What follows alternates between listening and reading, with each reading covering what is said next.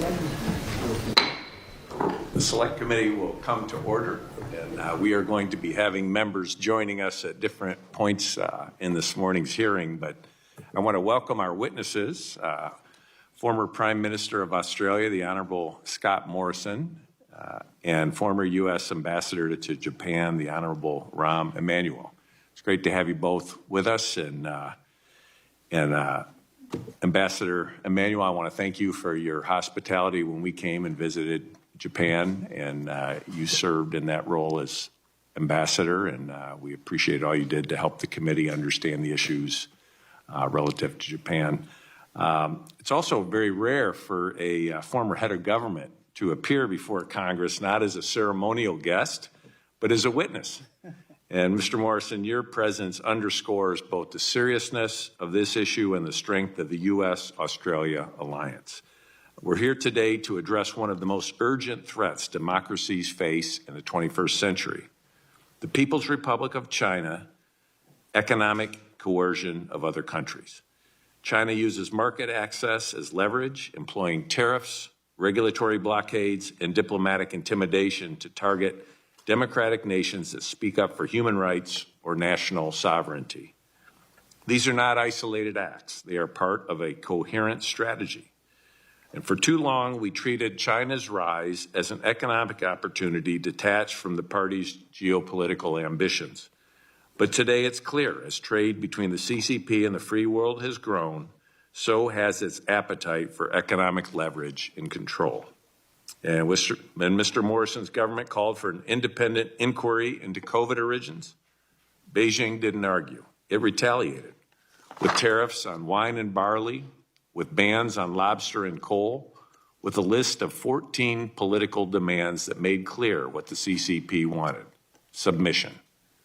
Lithuania opened a Taiwan office. China launched an embargo. South Korea deployed a U.S. missile defense system.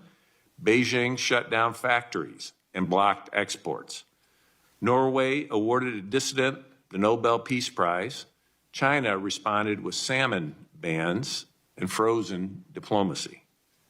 These weren't policy disputes, they were sovereignty violations. In each case, the message from Beijing was clear: we will control your behavior through your economy. Xi Jinping has said himself, China must tighten international production chains' dependence on China to form a powerful countermeasure and deterrent capability. That's not economic development, that's a blueprint for coercion. But democracies have a choice. We can allow fear of retaliation to define our foreign policy, or we can build the tools and coalitions to fight back. That begins with moral clarity. Our values, free speech, rule of law, national sovereignty, are not bargaining chips. They are non-negotiable. It also requires a whole-of-society response. We must leverage statecraft, such as trade tools, export controls, and investment guarantees to support allies under pressure.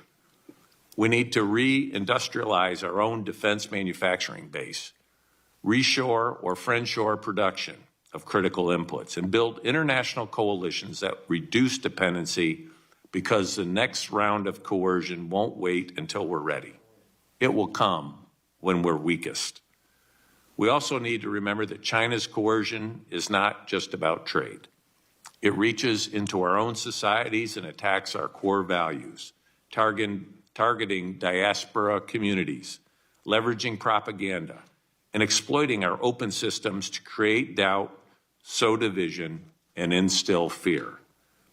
That's not a problem for law enforcement alone. It's a challenge to democratic cohesion.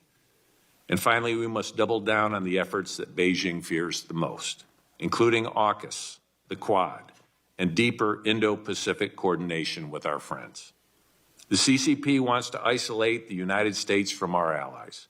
Our answer must be unity and collective economic resilience to Beijing's bullying. Economic coercion is not a phase of Chinese foreign policy. It's the logical and inevitable conclusion of the Chinese Communist Party's worldview. And ominously, it is a warning of what is to come if we fail to meet the CCP's challenge. It's time for the free world to stand together. Thank you. And with that, I'd like to recognize our ranking member, Raja Krishnamurthy, for his opening statement. Thank you, Mr. Chair. If I can just turn this on.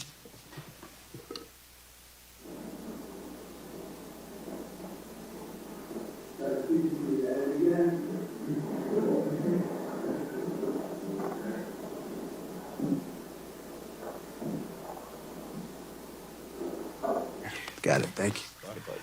Thank you. Thank you, Mr. Chair. I'd like to address three things. One, how the CCP has attempted to coerce the U.S. and our global partners. Two, some of our current vulnerabilities to CCP coercion. And three, how we can combat such coercion.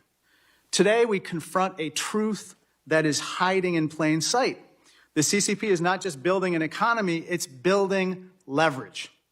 It has turned globalization into a trap and has weaponized interdependence. The CCP has a track record of using its state-controlled levers to target the U.S., our allies, and anyone who dares to defy political will of the CCP. The CCP does not view its economic tools as democracies do.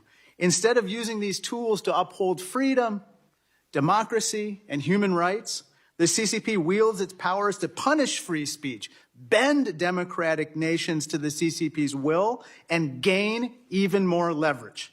First, let's take a look at how the CCP has used the coercion playbook across the globe. The chairman mentioned Australia, he mentioned Lithuania, but in Norway, they were targeted after the Nobel Peace Prize was awarded to a Chinese dissident. Japan, blocked from rare earth exports after a territorial dispute in the East China Sea. And the list goes on and on. This brings me to my second point. America's own vulnerabilities to coercion from China. From our medicines to ships to drones, we are dangerously reliant on China. But today I want to focus on rare earth elements. America relies on China for over 80% of its rare earth processing. The PRC developed this control over decades of careful planning and execution. In 1992, then Chinese leader Deng Xiaoping famously said, "The Middle East has oil, China has rare earths." Let's look at why rare earths are so important. They are in something we take for granted every day, namely rare earth magnets, and I have one in my hand. China produces 90% of the world's rare earth magnets. And how does that work? Well, I have something here. This is a simple motor that spins because of rare earth magnets. But it's not just in this gadget. It's in everyday items, including this toothbrush and even this drill. It's basically in everything you can possibly think of. These rare earth magnets power almost all items that involve motors in our daily lives. Unfortunately, the fact of the matter is when China decides to cut off these rare earth elements, the motors stop and our economy comes screeching to a halt. And that's what just happened recently. After President Trump announced a slew of tariffs, the PRC retaliated and blocked a raft of rare earth element exports, including the ones that go into these particular important magnets. The sudden export control set off alarm bells for American businesses, workers, and consumers who would be the ones to eventually pay the price for shortages. Ford even announced that the rare earth shortage forced it to shut a factory in our hometown, Ambassador, of Chicago. China can so much as flip a switch and cause major damage to the American economy.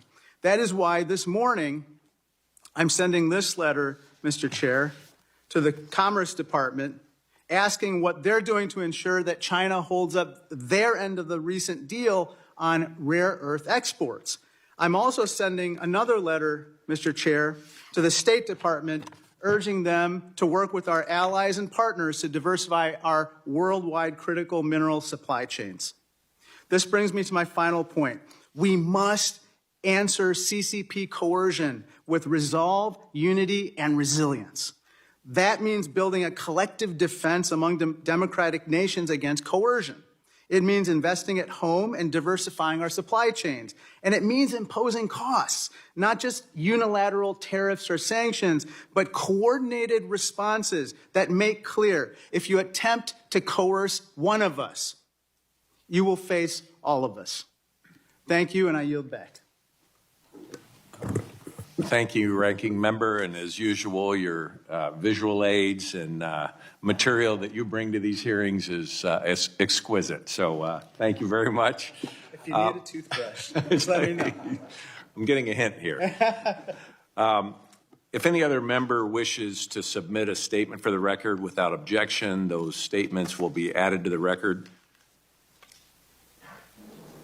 Our witnesses today, I want to first start by Mr. Scott Morrison, served as Prime Minister of Australia from 2018 to 2022. He has contributed mightily to the defense of the West and our shared values, from the Quad to AUKUS, and we are incredibly privileged to have him here today. Welcome. And we're also grateful to be joined by Ambassador Rahm Emanuel, who has served our nation as the ambassador to Japan, as mayor of Chicago, in Congress, and as the White House Chief of Staff. Quite a record of service. As a good Chicagoan, he is known for his mild manner and circumspect tone. We're looking forward to what will no doubt be colorful testimony from him today. With that, I want to welcome the witnesses and thank them for being here this morning. Mr. Morrison, you're now recognized for any opening remarks you might like to make. Thank you very much, Mr. Chairman, and to Congressman Krishnamurthy also thank you. And can I start by also recognising the members of the committee as well, and thank you for your invitation to be with you here today. It is an honour to join you. And can I thank you also for the important bipartisan work you do on this committee. I'm very familiar with it, was at the time I served in office, and not just for the United States, but for all US allies and partners around the world. Australia and the United States are the closest of allies and the best of friends. For over a century, we have stood together in every conflict, making Australia unique amongst US allies around the world. As long-standing, resilient and modern democracies with market-based economies, we believe in a world order that favours freedom, based on fundamental values of universal human rights that respect human dignity, the rule of law, open and fair trade, freedom of religion, speech, association and thought, and transparent representative governance. While sincerely holding such beliefs, we're also conscious of our imperfections and capable of self-correction through our own democratic processes and the safeguards of transparent and accountable institutions. While our histories differ, Australia and the United States see the world through a similar lens. It is through that lens that we have both been able to identify the rising threat from authoritarian states who, not content with absolute control over their own populations to preserve their own regimes, also seek hegemonic control over their own regions and to recast the world order to accommodate their illiberal objectives. Most significantly, this involves the subordination of a rule of law based on universal human rights to one arbitrarily defined by the state and to draw an equivalence between their regimes and freedom-based societies. The Chinese Communist Party, the CCP government of the People's Republic of China, is such a regime. This will not change, nor can it be negotiated away. Rather than opening up their society during post-Cold War globalisation, the CCP used China's newly granted access to global trade, capital markets and legitimacy in international forums to build the economic, diplomatic, technological and military capacity to one day challenge the global order in an attempt to make it more favourable to their regime's security. That day is now. I appear here today in a private capacity, having previously served as the 30th Prime Minister of Australia from August 2018 to May 2022. And during that time and my earlier cabinet roles commencing in 2013, I witnessed and experienced firsthand the dramatic escalation of the CCP's regime's assertive and aggressive behaviour towards the countries in the Indo-Pacific region to achieve their goals. In Australia, this included targeted illegal trade bans and diplomatic estrangement. In November 2020, the PRC Embassy in Canberra helpfully released to media a list of 14 points of grievance with Australia that set out the grounds for the CCP's coercive and bullying actions, and I table a copy of those points for the committee's information. The grievances included Australia exercising our sovereignty over foreign investment on national security grounds, making and enforcing laws to curb foreign influence and espionage, allowing freedom of speech in relation to criticisms of China in our national parliament and media, and making and supporting national statements in international fora critical of Chinese aggressive behaviour in the South China Sea and towards Taiwan and against their own population in Hong Kong and Xinjiang, as well as calling for an independent inquiry into the origins of COVID-19. I have no doubt that the primary objective of the PRC's targeting of Australia during this time was to make an example of Australia as a key US ally in the region, to punish Australia as a warning to others. I am pleased that our government provided the example of resistance and resilience by standing firm rather than acquiescence and appeasement. Throughout this period, we moved to work with our allies and partners in the region to deepen our ties and strengthen our cooperation. This included the initiation of AUKUS and, together with India, Japan and the United States, the establishment of the Quad Leaders Dialogue. Both of these measures began under the first Trump administration and were realised by the Biden administration. They also became further points of grievance with the CCP.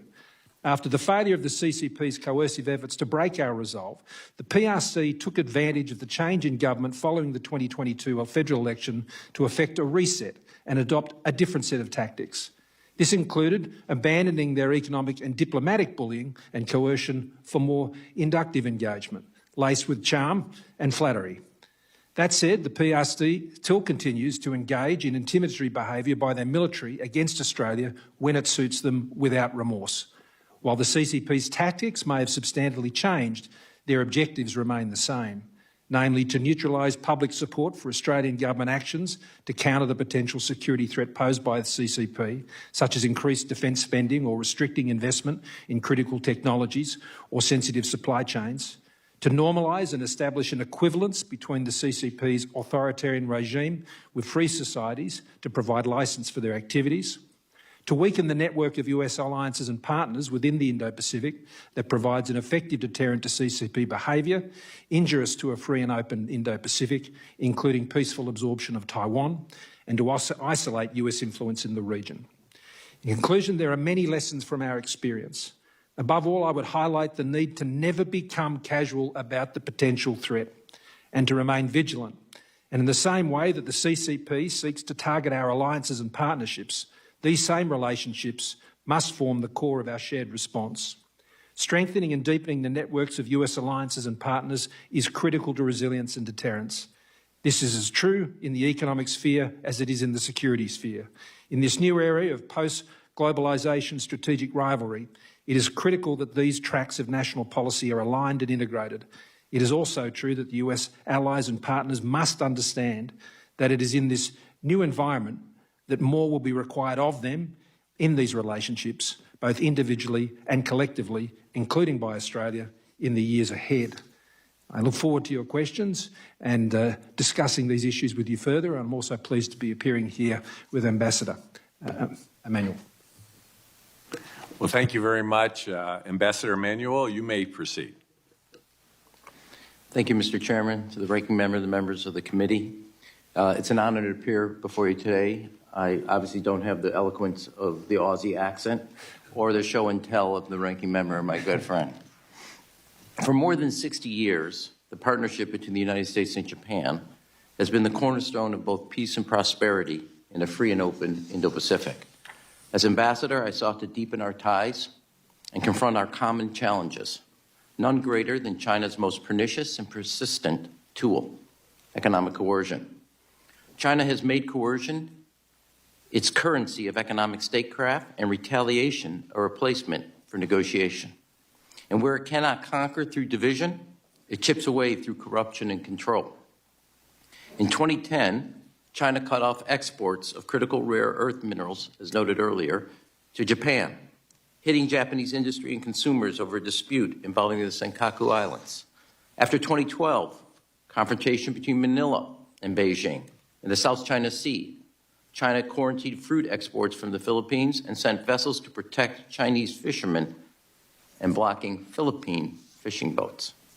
2016, after Seoul, South Korea decided to deploy the U.S. THAAD missile system to protect itself from North Korea launches, Beijing orchestrated boycotts by Chinese consumers and tourists, punishing South Korea for acting in its own self-defense.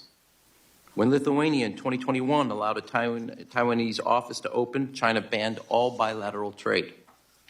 China slapped import restrictions on a range of Australian goods, coal, barley, beef, copper, and wheat, over Australia's calls for an independent inquiry into the origins of COVID-19 in 2020. Sometimes China's coercion is overt and obvious. Other times it's covert and conniving. It also exerts softer pressure, as it did with the National Basketball Association, which succumbed to Chinese pressure over one team's general manager tweeting support in 2019 for pro-democracy protests in Hong Kong. More recently, Beijing has refused to export a type of magnet, as noted by the ranking member's comments, essential for industrial manufacturers here in the United States. Most dramatically, Ford halted production of certain advanced vehicles, including their facility in the city of Chicago, their oldest plant in the United States. Our country, with the largest economy in the world, sits atop many rare earth minerals, vital to our future prosperity. But China has a near monopoly, 90%, on the ability to process them. China's coercion and message is not limited in this instance to the American audience alone. It's playing out across the global theater as other nations observe. Regardless of the method, the message from China is the same: submit or suffer. Beijing exerts economic pressure to achieve its political goals and bend nations to its political will.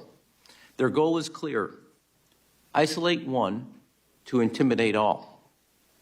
Ours must be to isolate the isolator through an alliance to counter China's coercion.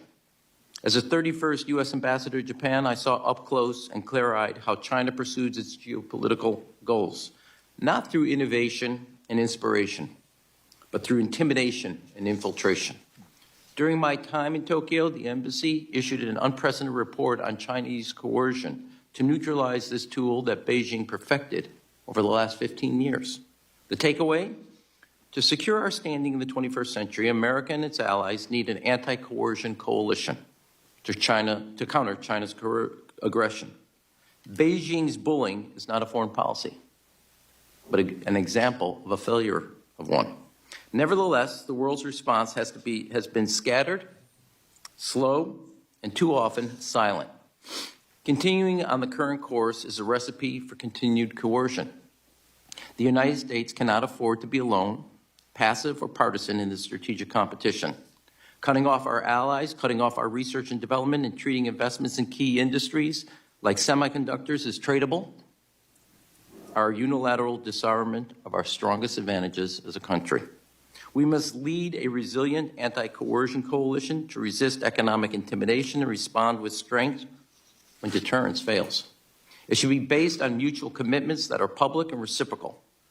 First, as I called in a piece about a year ago in the Wall Street Journal, such a coalition would need the economic equivalent of the North Atlantic Treaty Organization's Article 5. An attack on one is an attack on all at its core. Look no farther than what the EU adopted in 2023, after Lithuania was coerced by China, an anti-coercion instrument that focuses on deterrence and allows for retaliatory policies by the EU. Countries should support allies under economic assault with a unified response. Resilience requires a willingness to retaliate and recognizing China's weaknesses and prepared to go after them. I know that you find it surprising that I would advocate that. Nations would insulate themselves from China's pressure through collective resilience. That requires leveraging alliances. When I arrived in Japan, I worked to expand trilateral ties. Today, Tokyo, Washington, and Seoul, as well as Tokyo, Washington, and Manila, are not just allies. We're aligned.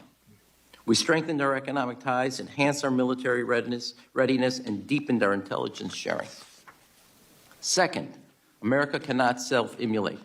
The Chinese undoubtedly understand how important intellectual property and advanced research are to their own ambitions. It's a false choice to suggest the U.S. must pick between free markets and government intervention. To maintain our economic sovereignty, we must have both and invest in our advantages.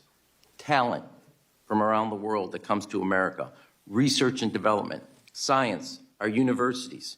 Surrendering our strengths is self-defeating. Finally, nations must have our own tools of economic cooperation, which can be used to shore up supply chain resilience. Reshoring without friendshoring will not succeed. In other words, we must offer victims real relief in real time from China's coercive trade actions, including export credit lines and expedited licensing. Australia's response to China's coercion is the best example of how to replicate going forward. And if I could, and I know I'm past my time, conclude with one single story. During my tenure in Tokyo, China banned Japanese seafood from its market, citing false concerns about contamination from Fukushima area. As ambassador and working with the Indo-PACOM in Honolulu, our military, we exposed the hypocrisy and coercion with photos of Chinese fishing boats operating in Japanese water fishing, having banned the Japanese fish. To show the safety of the seafood, I know you find it shocking, but I went swimming and surfing in Fukushima with members of the parliament and publicly ate local seafood and vegetables. I also led efforts to have our U.S. military bases purchase Japanese seafood and served it proudly at both the residence of the ambassador and at the embassy. And took a number of you also when you visited shopping at the local Fukushima area in Tokyo. At a very public campaign, China recently abandoned its boycott of Japanese seafood. Now, if I could, if one skinny ambassador with a big mouth could do that, imagine what countries could achieve together. Cracking the code of coercion isn't impossible. It takes unity and sustained resolve and respect for our allies. We are in a strategic competition between free nations that innovate and a surveillance state that imitates, between democratic resilience and authoritarian reliance. United, coordinated, and committed, an anti-coercion coalition is the best offense and the best defense against China's campaign of intimidation. Again, thank you very much for this honor to testify today. Thank you, Ambassador. We'll now move to 5 minutes of questioning from our committee members. I'll begin with Mr. Morrison. During your time as Prime Minister, China issued a now infamous list of 14 grievances targeting Australia's domestic laws and sovereign decisions. What should that list tell us about the nature of PRC coercion and the kinds of values it seeks to undermine in democracies? Well, thank you, Mr. Chairman. I think fundamentally it demonstrates that the CCP fundamentally has a problem with representative democracies. And there are some irreconcilable differences between an authoritarian regime in China, as much as an authoritarian regime in Russia or Iran, for that matter, and the activities of free and open states. Late Prime Minister Abe, who Ambassador know well and I knew well also, spoke of a free and open Indo-Pacific. That is a threat and a challenge to regime security in China. And I think we have to be clear-eyed about this and not pretend that there is somehow that this is going to be resolved through discussion. Discussion is fine, engagement is good, it's better than the alternative. But if we think that that is going to produce a change in the mindset in Beijing about what their objectives are, then we're frankly kidding ourselves. So you worked to coexist, to avoid conflict. That requires deterrence and a wide-eyed appreciation of what the Chinese state is all about.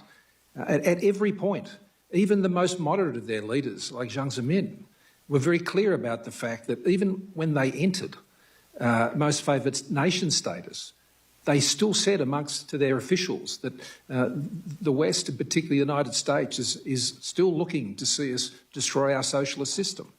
They won't change. So we have to deal with that reality. What advice would you give to leaders of other countries who are facing something like this? I think the first one is to know what you believe in and why your country believes that, and you know what your red lines are. I mean, those 14 points that of grievances that they tabled, I remember I tabled them at a G7 meeting in Carbis Bay to all the G7 leaders. It was a G7 plus meeting. And I asked the simple question, which of you would relent on any of these points? And the answer was none. These are just the simple behaviours of transparent representative democracies with market-based economies. And so know that you believe those things, keep investing in those things, and understand what the red lines are that are produced by holding those beliefs. The other thing I would say is make sure that you're building your internal resilience to coercion, and that you mentioned in your opening remarks, Mr Chairman, that a whole-of-society approach is necessary. I completely 100% agree. And our response dealt with everything from interference in our political system through ensuring that we kept an open mic for free speech in our parliaments and media and so on. You need to build the internal resilience, and that means an appreciation of the potential threat. And that is somewhat in jeopardy in Australia. Most recently, the Lowy Institute completed a survey which, for the first time in quite a number of years, there is a greater value on the economic partnership with China than concerns about the security threat, and I'll table that for the committee. That is an objective of the CCP, that Western democracies will go to sleep on the threat. And that's why I think the work that your committee is doing here, the work, and I'd stress the bipartisan work that is done by this committee, and the Ambassador and I perhaps might disagree on some elements of policy, not sure. We'll have to have a beer and find out. But I know one thing. By our statements here today, I think we've sung from the same song sheet as indeed you and the ranking member have. Thank you very much. Ambassador, I'd like to follow up on your testimony where you talk about basically in Article 5, economic, sort of a collective defense mechanism. Could you talk a little bit more about that idea? Sure. Two kind of predicate moments. One is how the EU came to Lithuania's defense, and China realized Europe was bigger than Lithuania, and it was too much. The second piece is when the G7 was held in Japan when I was ambassador. There was an adoption, or the first time actually in the communique, a reference to coercion by China in some effort. So you have the two predicates. And then I suppose the third point is I do mean this, when you look at Korea, you look at Japan, you look at the Philippines, Australia is the best kind of blueprint of what you want to replicate worldwide. They did it on their own. The Prime Minister is much greater at this and more knowledgeable, but basically use their existing trade relationships, their existing alliances, and put them on steroids and really operate. And China realized they couldn't isolate Australia, which is why I call you want to isolate the isolator. Article 5 is the because it basically goes to the exact vulnerability of China's strategy. Their strategy is to take it to Australia or take it to Japan and make an example out of them. And everybody should stand by and not only not want to go where Japan is, but let it happen.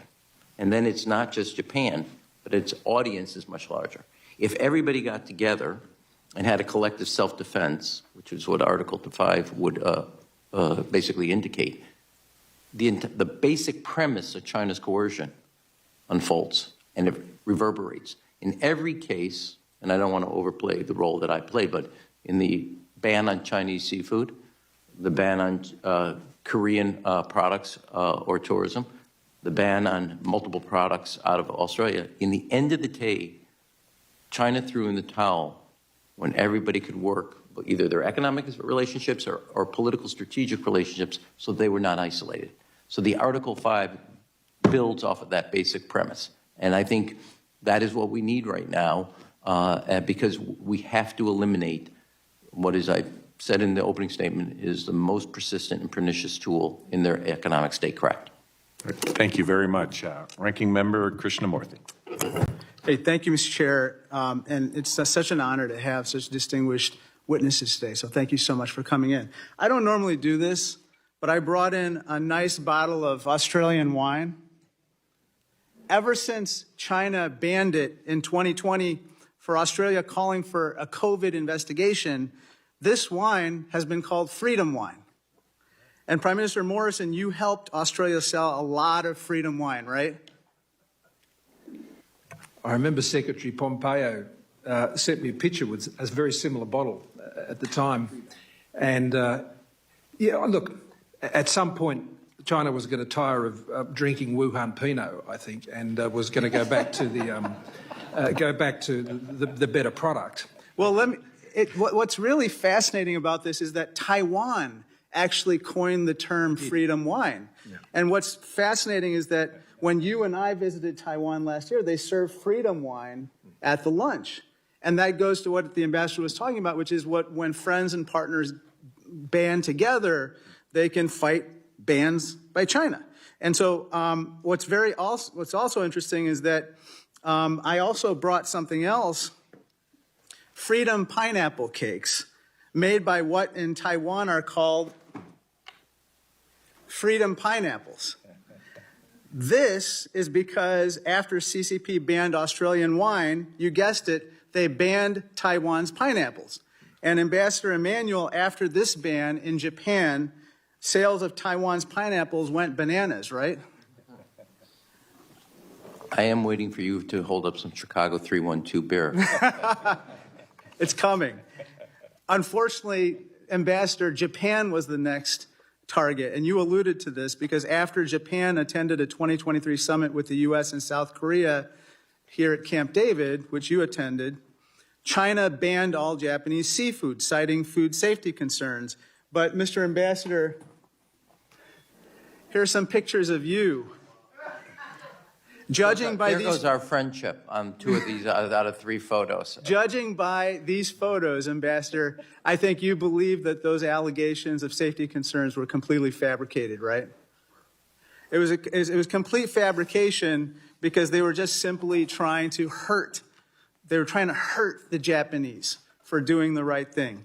In my opening remarks, I alluded to this man, Liu Xiaobo, one of China's champions of democracy who won the Nobel Peace Prize while in prison in China. And in response, the CCP cut ties with Norway, where the Nobel Committee is based, and banned Norway's salmon. There seems to be a trend here. Norway's response to the CCP was this. Norway said, Norway attaches high importance to China's core interests and will not support actions that undermine them and will do its best to avoid any future damage to bilateral relations. Now, Ambassador, to me, that's not an apology, that's groveling, wouldn't you say? Yes, Mr. I think that Prime Minister Morrison, this is what Beijing wanted you to do after you called for an investigation into COVID. I want to turn to my next topic. In my opening, I mentioned that China dominates rare earths. In contrast, we only have 1 rare earth mine in the entire U.S. It's owned by MP Materials, which just recently received nearly $500 million of investments from DOD. This deal will, 1, allow MP to make more magnets, these things which I talked about earlier, and 2, create a 10-year guarantee that DOD will buy MP's rare earths at a floor price, ensuring that MP and hopefully others can compete. Now, Mr. Ambassador, it feels like the administration and the private sector need to do more of this with regard to going all in and creating our own resilient supply chain domestically. What do you think? Mr. Ranking Member, what I would say is 2 things. Yes, the short answer is yes. I have advocated this before, and I think we as a country, and the National Security Council does this, they issue at the beginning of every term a strategic review of the challenges.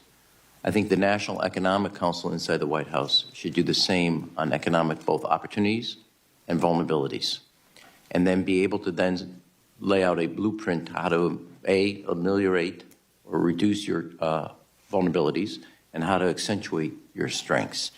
And I would note, if I could, in almost every instance, Japan, in the case of both the Philippines, Australia, one of China's great vulnerabilities is food. They target other countries' food.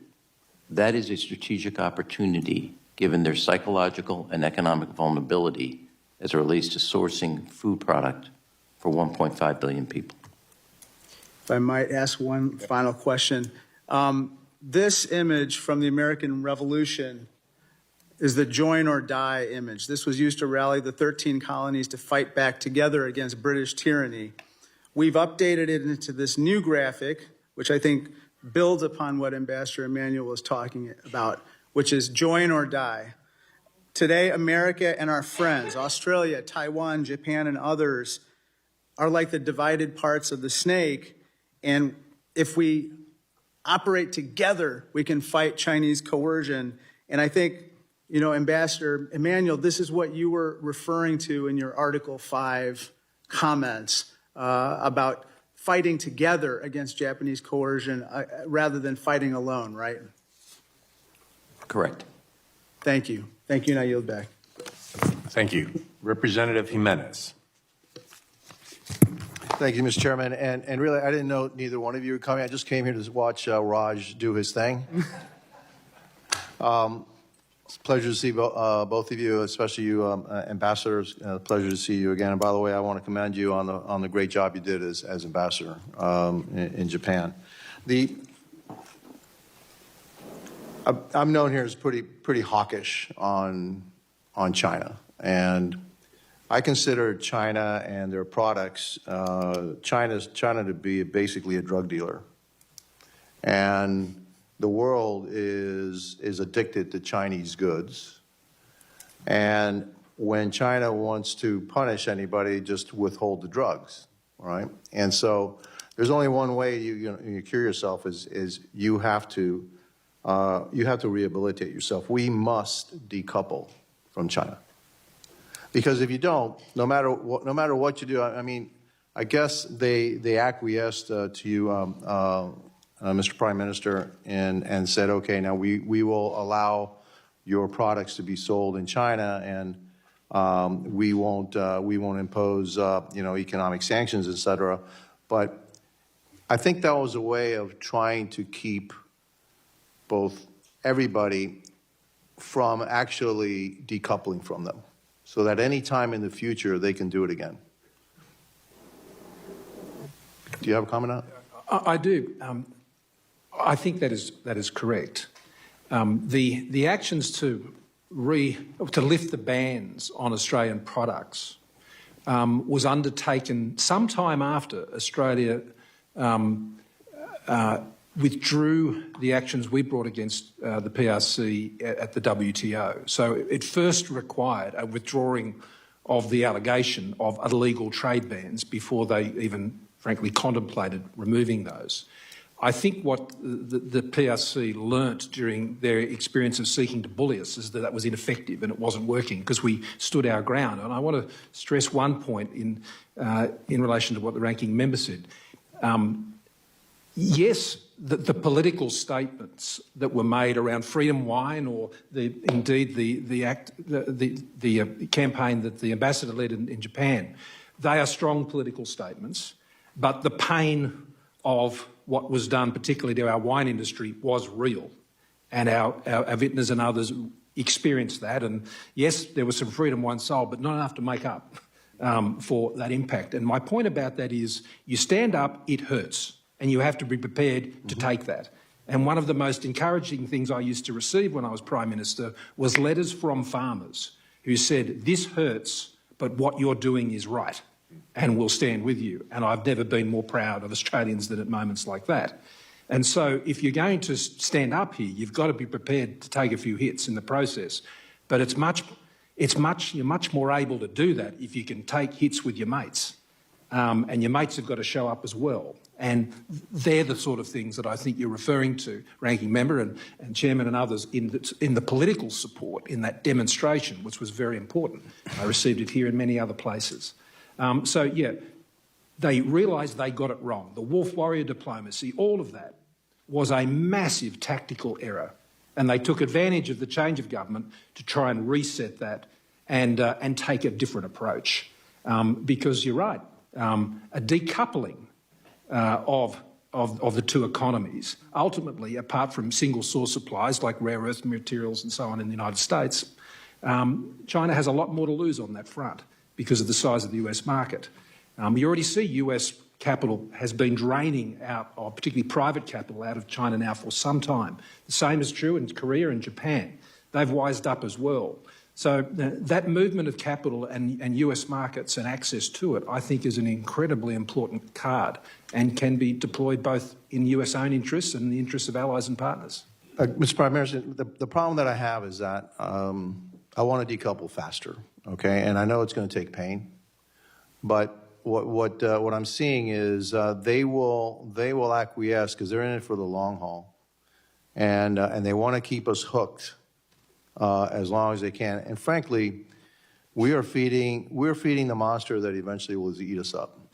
And the food that they have is our capital, it's our money, and so we're actually for every dollar that goes to China, it's going to be used against us. It's going to be used against the free world, and so. The faster that we decouple, and look, we just did a deal with to continue to get rare earths from China. I don't think I'm all that crazy about it, to be honest with you, because then we don't have this critical need to make our own. We can still rely on some of their rare earths, and eventually, one day, they will cut us off. And so, you know, my time is up, and I yield back, but. Again, thank you for your courage, and again, Mr. Ambassador, thank you for the great job you did. I really Mr. Chairman, can I make a response? Sure.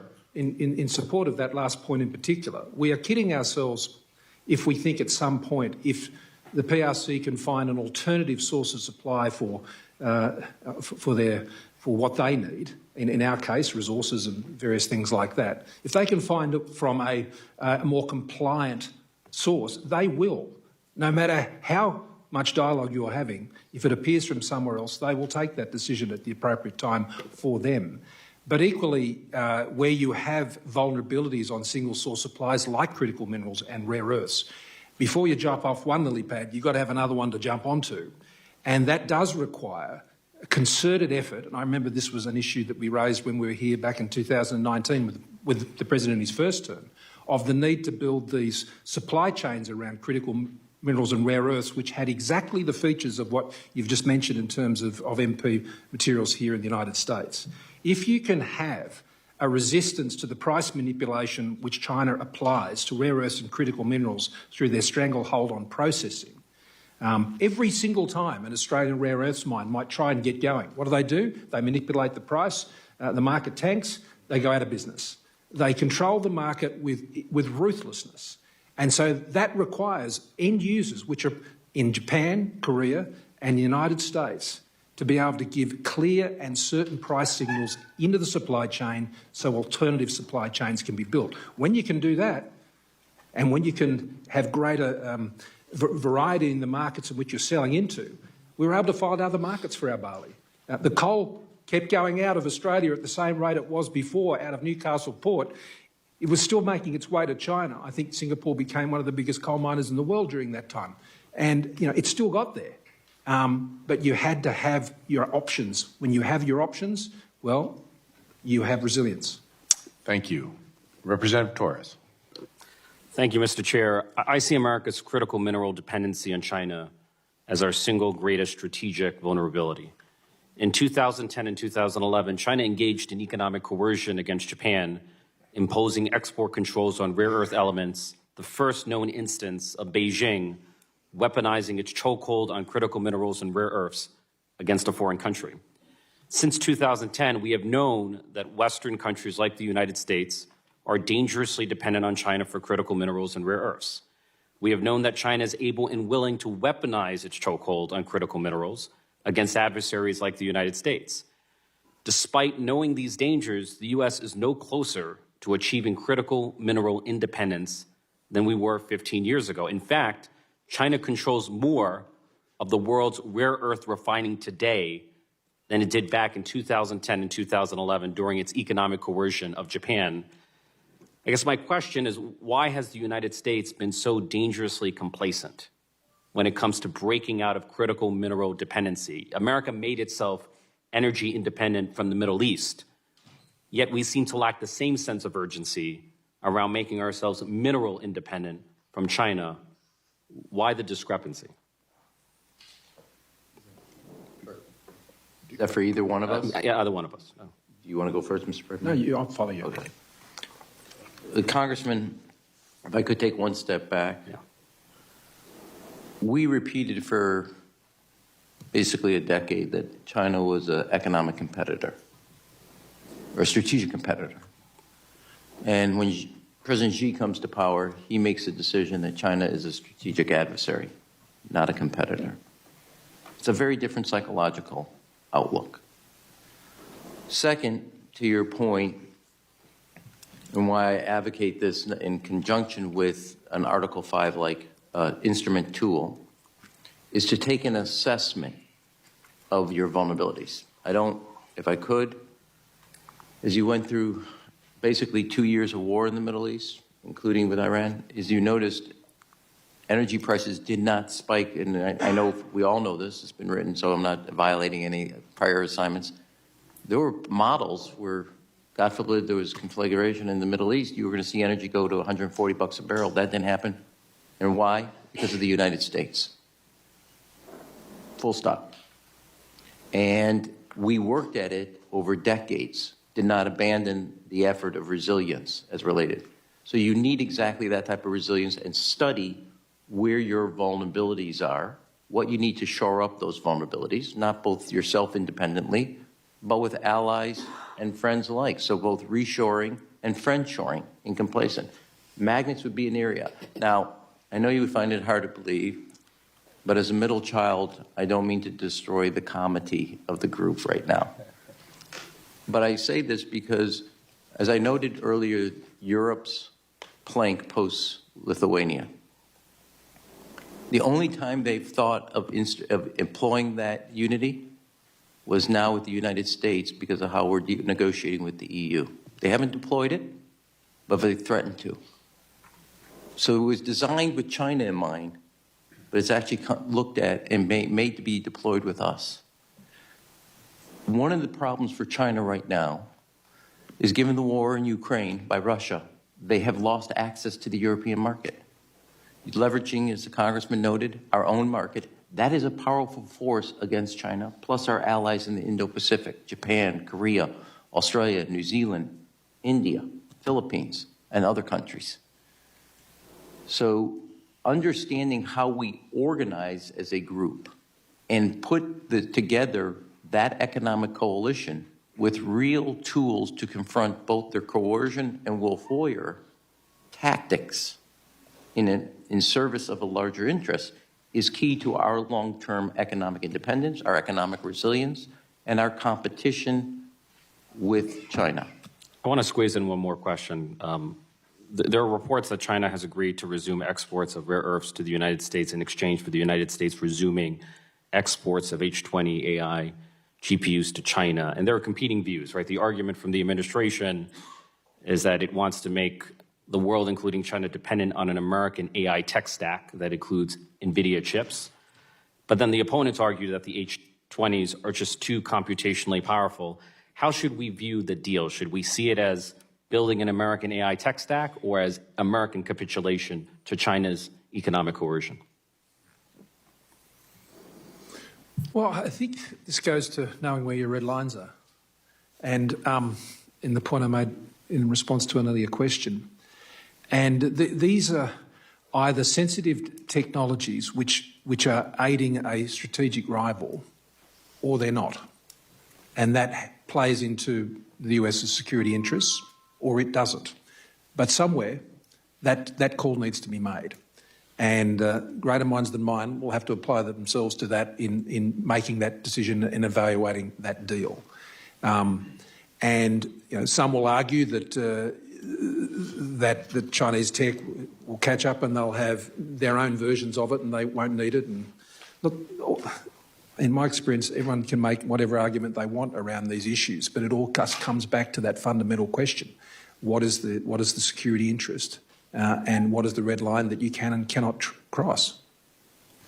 Mr. Congressman, what I would say is, like in any review, you want to find where China's vulnerabilities are, and make sure they're dependent on the United States or the free world in those areas. They have a tremendous amount of vulnerability to three sources: food dependence, energy dependence, and fear of their own people. And where those vulnerabilities are, we want to go at them and make them actually, rather than totally disengage, make them more vulnerable by making them more dependent. Could I also touch then and follow up to your earlier question, which is why has it been going on for so long? Because end users want cheaper prices, and China will give them the cheaper prices. And until there is a resolve to break that hold, which is a vulnerability at this end of the chain and in other end user parts of the chain, be that Japan or elsewhere. You made the point about what occurred with Japan and rare earths earlier. That is true. And the answer to that was an Australian company called Lynas set up a rare earths processing facility in Malaysia with support from the Japanese government through JOGMEC. And that enabled such a process to provide a secure supply chain to Japan. Now, I applaud the Japanese government for the initiative they took, but took strong leadership. It put clear guardrails in place, and Lynas is now building a plant in Texas, and which will do heavy rare earth processing. Now, the rare earths business is a pretty marginal business, and it doesn't take much to rattle it when you have price manipulations. And so the measure that's been taken with MP, I think, is an excellent one, but it's one that should really be extended to allies and partners, whether they be in the United States or French or elsewhere. Thank you. Representative LaHood. Well, thank you, Mr. Chairman. I want to thank both of you for being here today and your service. Ambassador Emanuel, welcome. You had many accomplishments as ambassador to Japan. I want to highlight one of those was the Chicago Cubs opening their season in Japan this year with a 3-game series. So I think you had something to do with that. So thank you for that and bringing the Cubs to Japan. Ambassador Emanuel, I think what many of us appreciated in your service in Japan was your bluntness, your honesty, and your straightforwardness. And I want to read from an article from September 20th of 2023 from NBC News. The title: White House told U.S. Ambassador to Japan to stop taunting the Chinese on social media. Rahm Emanuel has mocked Chinese President Xi Jinping, speculating about the recent disappearance of a top official. And then you went on social media with the hashtag Mystery in Beijing Building. And my question is, that was strategic and that was tactical. And I think many of us appreciated you taking them on. What was achieved by that, and what were the ramifications? I think, since we know each other pretty well, one, there was never an effort to really silence me, but even if there was, it didn't succeed, as you know. And the effort was to show, as like in the situation, when I bring up the situation in Fukushima, and I want to compliment the Aquilino, who was head of the Indo-PACOM at that time, because he had resources, and we caught pictures of the Chinese fishing boats in Japanese waters. That picture told 1,000 words. It was part of a campaign over a period of time that paid dividends because China threw in the towel at the end. So part of this was also to show the hypocrisy of what China was doing. And there was a minister of defense, there was a foreign minister, and there was basically 3 or 4 cabinet ministers who went missing and never heard from again in 3 or 4 terms. I think I cited Agatha Christie, and then there were none. It was actually the social media at that point. So it was to show the hypocrisy of China, also to show the fact that what they were doing and basically lift the curtain on that kind of actions in that area. It didn't stop because, as you could see pretty recently, I've lost count, I think 4 to 5 members of the People's Liberation Army, their armed forces, the commanders and leaders of that forces, have all now been fired, etc., in that effort. So it was to expose the hypocrisy of the political acts and what they said. They always, and I think the Prime Minister knows this, they always say it's win-win. Yeah. But all roads lead to one destiny, Beijing's advantage. Yeah, thank you for that.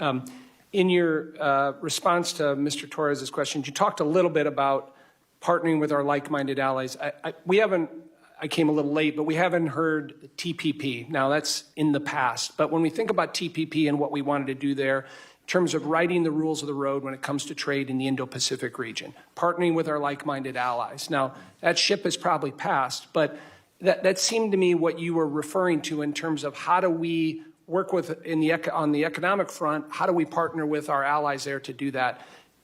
Is that still a strategy you think has legs? I don't think you should, if I could, Mr. Congressman, don't isolate it by region.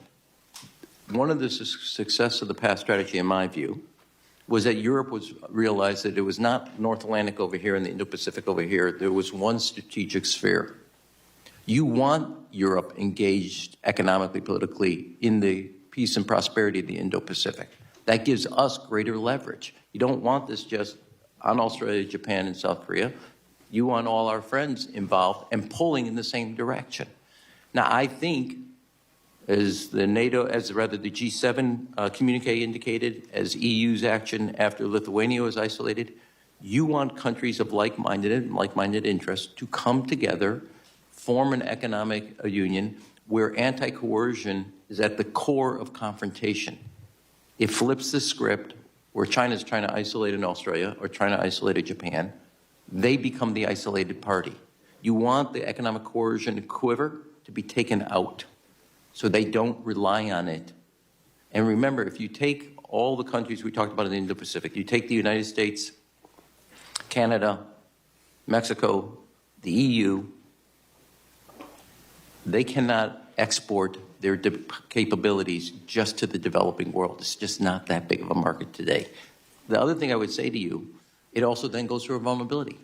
Half the cases at the World Trade Organizations are brought by other countries against Chinese companies doing exactly what the Prime Minister said, crushing price to destroy competition. You saw it in the steel plant in Chile, 20,000 people laid off. South Africa, an ally of China, brought a case. Brazil, an ally, brought a case, all in the steel aluminum area. So by pulling these markets back and uniting them as allies and friends, we'll have our disagreements, but we're united in our confrontation on China. You make China's attempt to crush other countries' manufacturing and industrial capacity a vulnerability of theirs. Because right now, China can be the target of public ire and anger, rather than, in the situation, the United States. Flip the script. Thank you for that. Mr. Morrison, you want to comment on that? Yeah, I do. I want to agree with what the Ambassador said, but I think that's enough.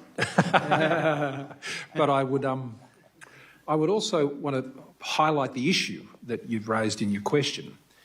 Particularly in Southeast Asia and with the Indo-Pacific more broadly, many of our aligned friends, the idea that we would ask them to make a choice in this strategic rivalry is unwise. There are nations in the Indo-Pacific of which that's entirely appropriate, and Australia is one of those as a core ally of the United States. But other countries in the region want choice. And so where China is active in a particular country, well, that will happen. The response to that is not for US or other allied interests to not be there. The response is to double down and be there even more strongly and to provide them with that choice. And I observe this with many countries in Southeast Asia. They would not only want to see us, but they would want to see our pension funds. They would want to see our companies, and they particularly want to see those coming out of the United States. Companies like Mitsubishi are very active in Indonesia and so on. This is a good and positive thing because in many of these Southeast Asian countries, economic security is security. It is their primary issue. And so while we can speak as allies of our shared values around the issues that are most important to us, they will not always completely overlap.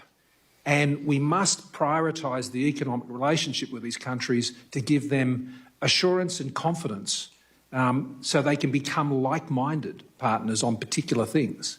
And by the way, for the TPP, the door's always open, we're always welcome, and we should never allow the PRC into it, certainly if the US is not into it, and the first one that should be coming in should be Taiwan. Thank you. Representative Brown. Thank you, Mr. Chairman. I have the honor of representing Ohio's 11th Congressional District, a district that has been defined by the grit of working families, the contributions of small businesses, and the promise of American manufacturing. I want to focus today's hearing on how Chinese Communist Party's economic tactics have very real impact on everyday Americans. For too long, China has taken advantage of our open markets while putting up walls around their own, using tools like export restrictions, retaliatory tariffs, and targeted boycotts. That might sound abstract in policy terms, but it hits closer to home than people realize. When China imposes rare earth mineral restrictions, it doesn't just pressure Fortune 500 companies. It ripples through U.S. supply chains, raising costs for factories in the Midwest and threatening jobs in places like Cleveland and throughout Northeast Ohio. When China blocks key components used in American auto manufacturing, it's not just trade policy. It's a family on the East Side who can't afford to fix their car. It's a union worker furloughed without notice. It's a parent watching groceries and gas get more expensive while global tensions rise. Ambassador Emanuel, your testimony underscores how China is leveraging its dominance in rare earth processing to apply economic pressure globally. From your experience in Japan and your work building alliances, how can the United States and its allies act quickly to shield workers and consumers from price shocks and supply chain disruptions stemming from China's coercion? Well, first of all, I want to thank you, Congresswoman, for noting the type of work that goes on in your district and across. And I say this also as the ranking member made note of the Ford plant, as I did, shutting down in Chicago. And as mayor, I convinced Ford to bring a third shift there, about 1,200 workers, not only, and then an additional couple thousand on supply side. So to see them shutter the plant, it's not just shuttering a plant. That's right. It means workers going without, as you noted, without paychecks, little leagues, and the community that's built around that plant and supporting all the other activities that go on, they all come to a, screeching halt. Not only did we talked extensively earlier about alliances working on an anti-coercion kind of coalition, but I also think knowing how to invest in our own strengths. I do happen to think the alliances and allies we've built up since World War II is a strength. We'll have our disagreements, like every family does, but in the end of the day, we share more in common than the disagreements and the highlights of those. I think the United States has an incredible capacity, both in our research, our innovation, our technology, and our ability to take risk. That is a strength. Abandoning any one of those is unilateral disarmament. The universities in Ohio, while they're competitors to the University of Illinois or University of Michigan or any other statewide universities, is the envy of the world. The technology that comes from Ann Arbor, the technology that comes out of Columbus, Ohio, the technology that comes out of Champaign, Illinois, like the internet, the envy of the world. One of the opportunities I had by living overseas is you get to see America in a different light. I used to say lip service, the innovation, the ecosystem. But guess what? It's not lip service. It's a shining example. So not just protecting ourselves, but our strength, China replicates, copies, cheats, economic espionage, and intellectual property theft. We out-innovate everybody. To cut research and development dollars to our universities, to attack the ability for them to attract talent. I know this may be heresy right now. That is literally taking our strengths and making it a weakness, and it's wrong. And so that, to me, when you look at your universities in your state, the amount of not only innovation, but the amount of startups that come from there, the next future in the sense of technology that comes from there, and companies that come from there, that's where America plays a home game. That's an away game for China. You want to play on our turf. Nothing to take away from the universities in Australia. Don't get upset. But we have something that every other country in the world is envious of. What goes on at our universities, what goes on at our companies, the people that come from around the world, to be part of that? Why would we cut off our nose to spite our face? That's a home game for us. Play on our turf. So that's how you respond. Thank you. So this is for either of you. Many industries in my district, steel, chemicals, and manufacturing, have been undercut for years by China's unfair trade practices, including dumping products below market value and subsidizing state-backed firms. How should Congress strengthen our enforcement of countervailing duties and anti-dumping measures in a way that not only holds China accountable, but also ensures timely relief for American workers and producers? Interestingly, one of the things that led to China imposing, the PRC government imposing their trade bans on Australia, was that we had taken some anti-dumping decisions on steel for railways and rail lines and so on. One of the conditions that the new government agreed to in order to have all those trade bans dumped was to drop those anti-dumping decisions as well. And so anti-dumping, I think, is a real threat to China. And not just here in the United States or in Australia, but increasingly in developing economies all around the world. The number of anti-dumping inquiries and actions being taken by developing countries because the PRC economic model is based on overproduction. Their consumer economy is weak, and they make up for it by driving overproduction at what is effectively at non-performing prices for their state-owned enterprises. They wear the losses, they dump the products, and this is starting to burn relationships between the PRC and what they would call their clients under the BRI program. So this is a weakness for the PRC, and so to highlight this overproduction, dumping of products, whether it be here in the United States or elsewhere, and working together with allies and partners to back each other up on those measures, I think is really important, and having some harmony about how these things are investigated and rooted out. Not only will that be beneficial here, but I think it'll be welcomed in developing countries, which the PRC often uses and lists to try and achieve their own objectives, particularly in international institutions. And that's another area I'd highlight, the PRC's influence in international institutions. We talked about critical minerals and rare earths. Well, one of the increasing sources of that in the future will be from seabed, and the involvement of China seeking to gain seabed licence mining in the Southwest Pacific and others, and to crowd out allies and partners in that field is a troubling issue, and one that the US can play an important role in. I know, Mr. Chairman, we're on short time here. There's an example right now on the magnets. There's a company in Australia, MP here in the United States.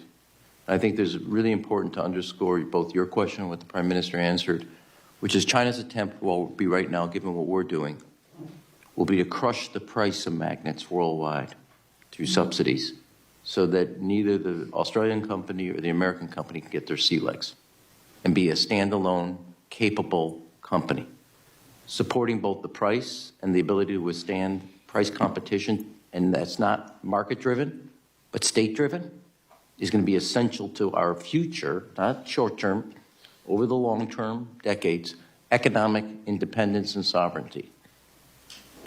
Noticed, I think it was 2 to 3 weeks ago, China banned all scientists who work at the magnet industry in China from traveling overseas. I don't think it was because they've recommended that their holidays be sent only in China, because they knew that intellectual capability, and they're going around the world at the very time that Australia and the United States are starting to build up a magnet industry that is basically dormant to a standalone, is a thing that they don't want to see happen. So they can't go to conferences, they can't go to international gatherings. So sustaining those companies, reshoring, friendshoring, will make us economically independent of China's coercion. Thank you, Mr. Chairman. Thank you. Representative Moran. Thank you, Mr. Chairman, and thank you to both our witnesses, Prime Minister and Ambassador. I want to thank you in particular for being strong, steady, and effective voices as it relates to the threats that the Chinese Communist Party poses, in particular as we're talking today about economic coercion, which no doubt is a threat to America's way of life. No question they seek to change behavior through fear and intimidation and anti-American coercion across the world. And this committee, I think, must take steps to address the CCP's coercion and craft legislation that will be a tangible document for Xi Jinping and his economic advisors to understand where we stand on this issue. I don't think the American people understand how bad the situation is about the intimidation. When I look back in preparation for this hearing, I was astounded. Just a couple of examples that I'll bring out. During the 2023 field hearing that this committee held back when Mike Gallagher was the chair, in New York City, there was a threat put out to those that would be witnesses, and those witnesses didn't want to reveal their identities because they understood the reprisals that might come from the CCP. In 2021, Reuters reported that the PRC embassy in Washington, D.C. had sent letters to U.S. firms pressing executives to urge members of Congress to amend or withdraw bills that sought to enhance U.S. competitiveness on the international stage.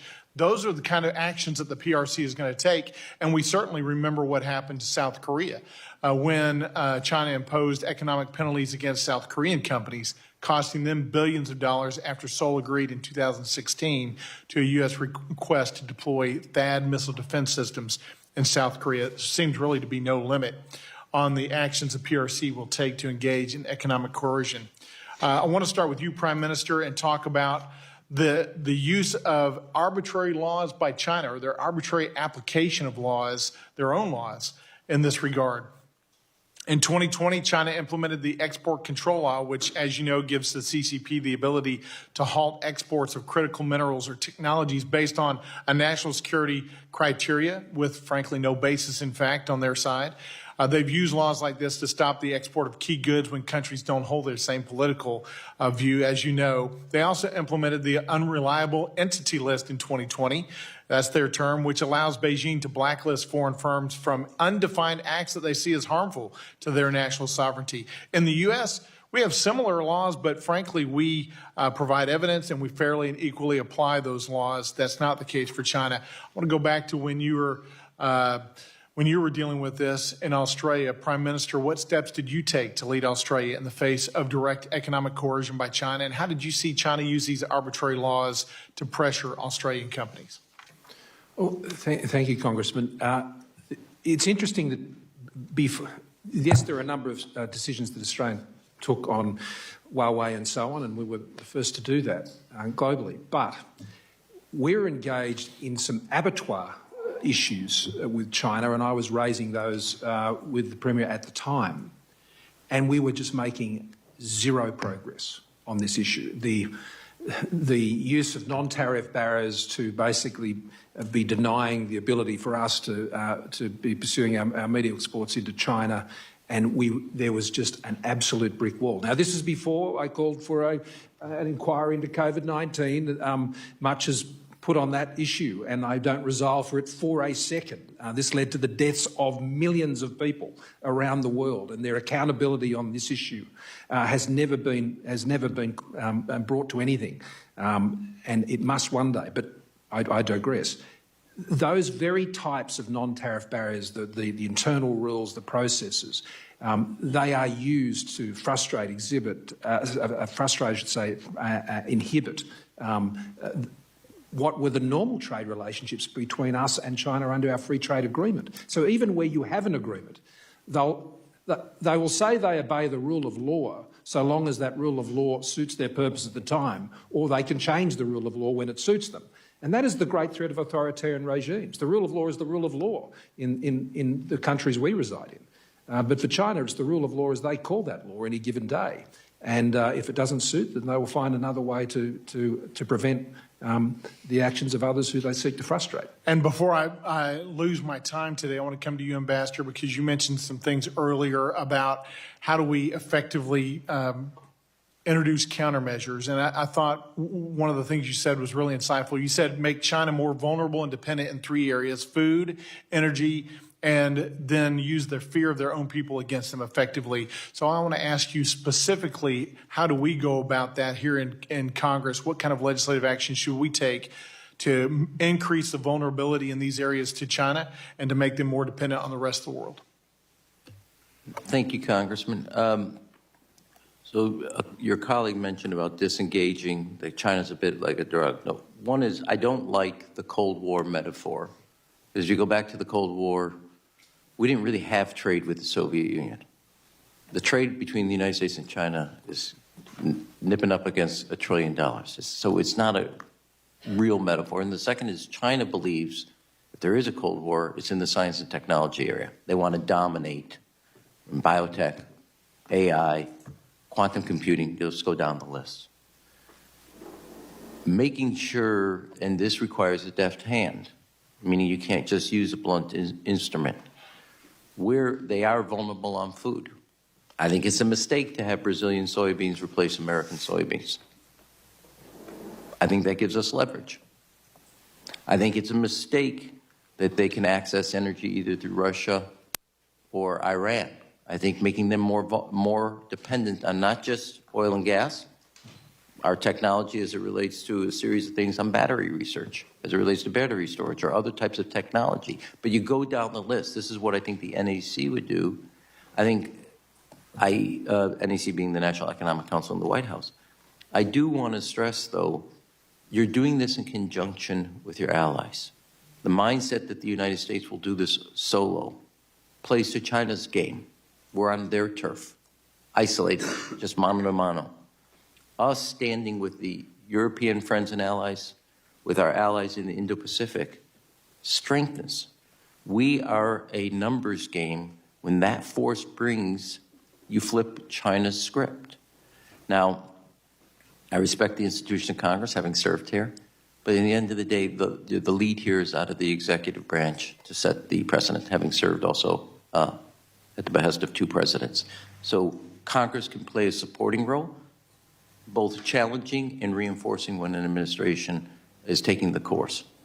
Thank you to both of you, and I agree with you, Ambassador. We need strong partnerships and allies across the world to isolate China, and instead of allowing that to happen in the reverse. One thing I would note that was if I could do 2 things, Mr. Chairman. One is what's not fully appreciated, and I did not until I got there, how much not just our friends and allies, but people in other countries in the region do not want an untethered, unhinged China.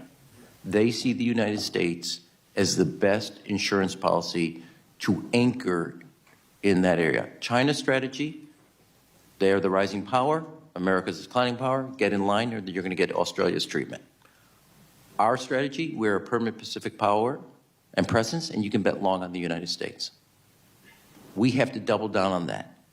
Not just Australia, not just Japan, not just Korea. Other countries in the region want America, not just the men and women that served on the Abraham Lincoln or the Ronald Reagan. They want all of America. They want our sports. They want the instruments of our soft power. They want the instruments of our economic engagement. So if we're going to do this and stay a permanent Pacific power and presence, don't put this on the young men and women that signed up to serve on a Navy ship 6 months away from their family alone. Put it on the communities that can outproduce, out-innovate, and out-compete with China, and do it with our allies in tow, pulling with us. That's our responsibility as a world leader, our responsibility to our values, and our responsibility to the men and women who are asked as one piece of our instrument of power. I fully agree. Mr. Chairman, I yield back. Thank you. Representative Stevens. So I come from Michigan, the industrial Midwest, the heartbeat, arguably, of our manufacturing sector. And we have been dealing with the China consideration and the coercion consideration since before the Great Recession really woke a lot of people up. The illegal dumping, the currency manipulation, the challenges to our automotive industry. And I came into this hearing with, questions about minerals because after a year and a half, I've written this bill called Unearth America's Future Act. It's the CHIPS Act for minerals. Mr. Prime Minister, we have talked extensively to Mr. Rudd about this legislation. Ambassador Emmanuel, I'd also love to talk to you about this. It is entirely comprehensive, and it is a framework for how we can compete in the 21st century, the mid-21st century mark. I mean, we can and love to go back into history and look at this, but yes, we need to look the present in the face and the future that we're heading towards. What does this world look like in 2050, and who is leading the industrial rules-based order? My presumption on this and my charge as a federal lawmaker is to bolster the U.S. alongside our allies to achieve that goal for technology dominance, for industrial dominance, and any sort of trappings in terms of how governance structures can continue to bolster capital markets. But this kind of came out with Brown in her question, and Ram, you got to this, and I want to dig on it a little bit further. How do we reverse the trajectory here? How do we, and we're hearing a lot about the allies and, you know, that we need to work with others in the Indo-Pacific, and Ranking Member, I appreciated your graphic, but how do we push back effectively and strategically? And can we continue to do things like AUKUS that, you know, is a great framework for us here in the United States of America and with our allies for technology development? Is there a vision or a path for us to do things like AUKUS? And when you were ambassador, I thought, well, maybe we can do JAUKUS. Maybe we can tie in and work more aggressively with our allies outside some of the constraints of trade relationships. So it's nice to talk about onshoring and reshoring. I know how to do it, and I think we've got a plan to do it. My bill is loan guarantees, tax credits, and an R&D center of excellence. Again, CHIPS Act for minerals, because we can't do 85 to 95% processed over there. But can we just dig a little bit further while we're all still in the room and hearing all your fascinating responses about how we achieve this goal about 2050? And Mr. Prime Minister, if you'd like to start, that'd be great too. Well, thank you, and thank you for the question. I'd start by saying a strong America is critical for that. I mean, allies and partners, yes, absolutely, and I think we've been saying that all morning, and as the questioners as well. But for the allies and partners network to work, there has to be a strong core, and that requires a strong America, and an America with a strong industrial base in particular. One of the greatest successes the United States has had through allies and partners has been their sort of global security initiatives, whether it be in the Indo-Pacific, NATO, or elsewhere.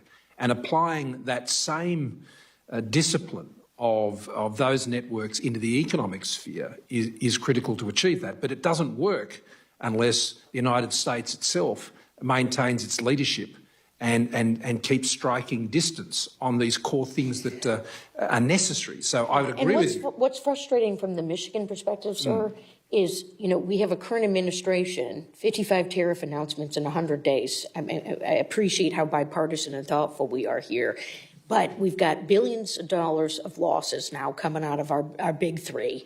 We have the second fastest growing unemployment in the nation in Michigan. You know, thank you, erratic tariff policies and all the hiring freezes. And this is not to get overly partisan. Cut the deal for Michigan. Cut the deal for Michigan. I'm not yelling at you about that, but that's what we need right here. I don't need, yes, I get what's going on with China, and they hoard and we give them everything with the minerals that go into materials, and that's rising costs on us. Cut the deal for us, right? Ram, did you want to chime in? Congresswoman, I would say, look, the past is a bit of a prologue here. There are 3 periods of great economic growth in America.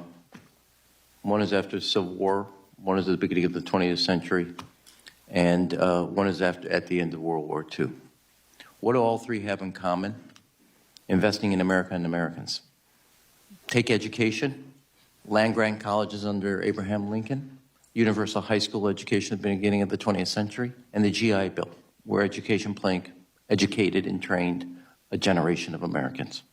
You invest in Americans, there's nothing China's doing that's going to scare me. You invest in America, our research universities, our roads, our bridges, our technology. You dominate the rules of AI, quantum computing, biotech. There's a story just the other day. We're now, our major pharmaceutical companies are now becoming more and more dependent on China's biotech sector. That used to be our play. If we don't invest in it, we're going to lose it. The one thing we know, you don't invest in it, lose it. And so to me, Michigan's fate is kind of a canary in the coal mine to the rest of us, in the same way that happened on the Ford plant in the south side of the city of Chicago. Actually, that plant, I don't mean to do this, exports to more markets around the world than any other plant in the Ford family here in the United States. Okay, you invest in it, Beijing, we're coming after you. There's nothing America can't do if you invest in both the American people and the American economy. The fundamentals of the public sector are in the rule of law, our research universities and our R&D capacity, and our ability to take risk, and the capabilities of both the brains and the brawns that make up this country. And I want to emphasize what the Prime Minister said. You can have all the coalition, and I'm for it, but there's only one quarterback. We proved that in Europe, we're proving that in Indo-Pacific, and we can call the play. And I know that Australia is a very important friend and ally, but I think he would emphasize that without the United States, it's a lot of independent countries. With the United States, you got a team. I yield back, Mr. Chair. Thank you so much. Thank you. Representative Takuda. Thank you, Mr. Chair. And I just want to build upon the comments of my colleagues. I, too, greatly value our defense partnership with Australia, and I've been working in my role on the Armed Services Committee to expedite the construction of infrastructure in the Indo-Pacific. I represent Hawaii, that both of our nations will be relying on. And our partnership, along with the United Kingdom and AUKUS, is important for all three nations and the broader security of the Indo-Pacific. Last week, I included an amendment in the National Defense Authorization Act directing the Defense Department to explore ways to expand the AUKUS partnership that address our critical mineral supply challenges, including as it relates to rare earth minerals. Prime Minister, given Australia's historic strengths at mining and mineral processing, what are your thoughts to potentially expanding AUKUS to also include approaches to reducing our reliance on China and other countries when it comes to critical minerals, especially for defense purposes? And Ambassador, you spoke about making sure that we are countries of like-minded union. In particular, I'm thinking about the Quad. Last week, this committee convened a roundtable to talk about our vulnerabilities in pharmaceuticals, API, KSM, reagents and solvents and such. And as we know, China has quite the market in this particular area. Thoughts about making sure that when we look at the Quad and the work that it's doing there, it also looks at particular areas where we do need to decouple and make ourselves less vulnerable, in particular with the pharmaceutical industries. I'm also wondering, for both of these areas, rare minerals as well as pharmaceuticals and other areas of dependency, is the current tariff policies that we're seeing from the Trump administration, quite frankly, playing into China's hands? We need to be very smart and deliberate about all actions and how it all connects together. So I would love to hear that. And if we have some time, Ambassador, you mentioned the fact that we need to know the baseline. China took 15 years to get to this point where they had us by the batteries and the meds. What else do we need to be forward looking at in terms of where they are building up a potential vulnerability and dependency for us and our allies going forward into the future? I might just deal with the AUKUS question first. It's very important AUKUS retains its focus. It is a defence partnership agreement, both to ensure that Australia can have a capability of nuclear-powered submarines, which can play an important role in the network of alliances in the Indo-Pacific and be part of that deterrent effect. And that is, for Australia, an enormous undertaking to do this. And it requires our full focus on those tasks. Pillar 2 of AUKUS focuses on ensuring we have advanced defence technologies, which enables us to also strike that deterrent against, in particular, the PRC, but other potential adversaries globally. Again, keeping the focus on that. A key part of when we did AUKUS was ensuring that we had an integrated defence industrial base across those three jurisdictions, paring back the regulations, be it on export controls or ITARs or things like that, and I think there's been enormous progress made on that, more to do, but I am deeply thankful to the US Congress for the work they've done in paring that back. We've made more progress than we have in the last 50 years on those issues, and that's a positive thing. The reason I highlight that is that what you're raising is an important input into that defence industrial base.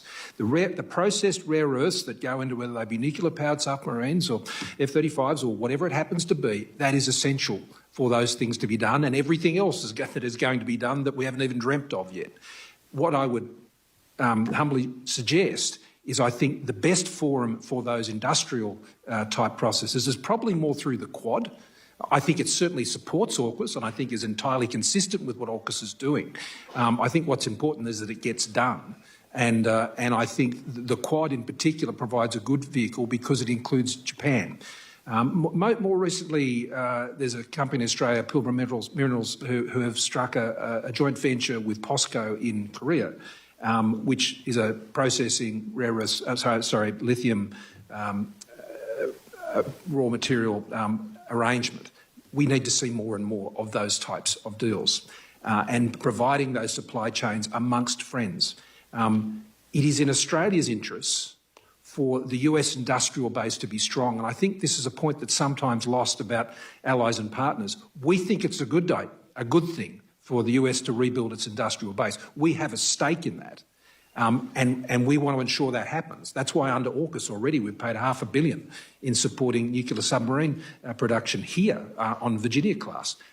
I don't know of any other ally the United States has that is actually paying the United States to help build your defence industrial base on submarines.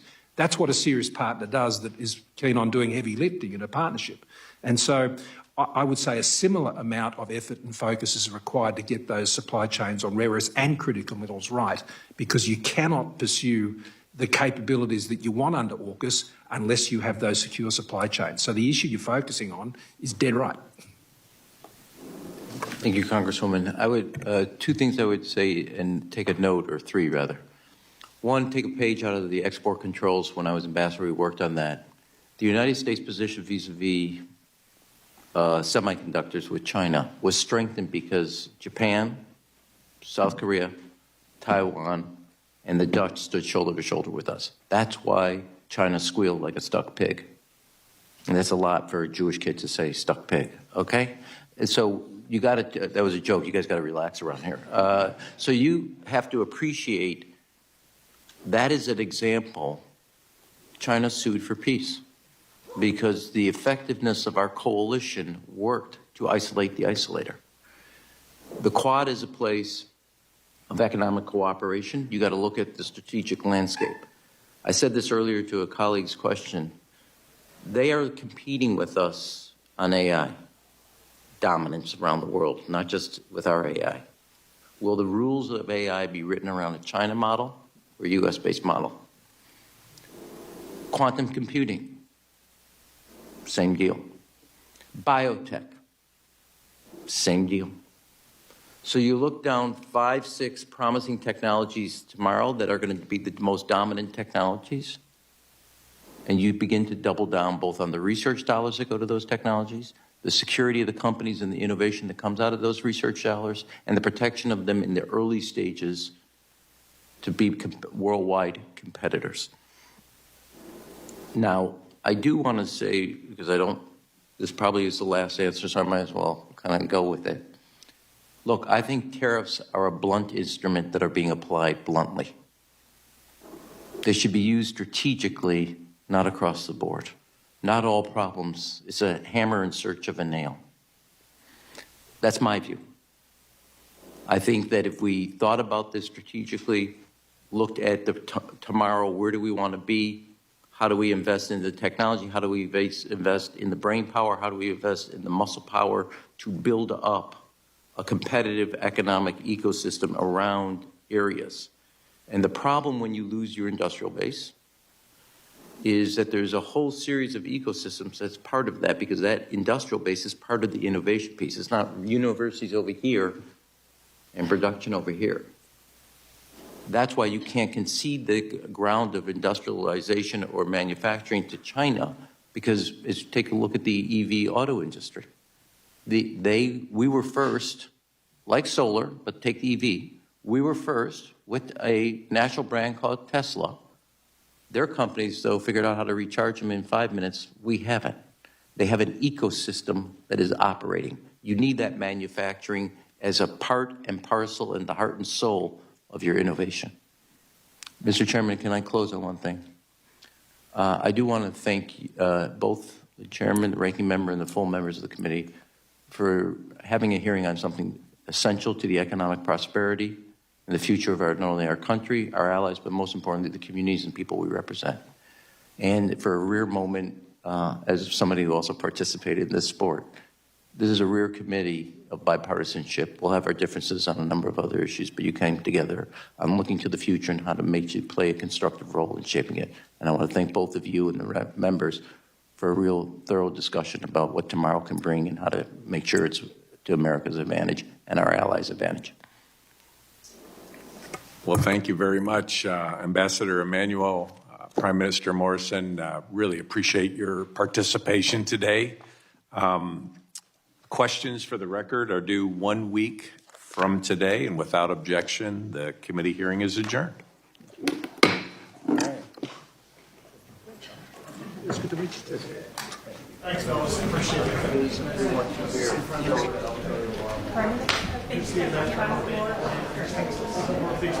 Thanks. All right.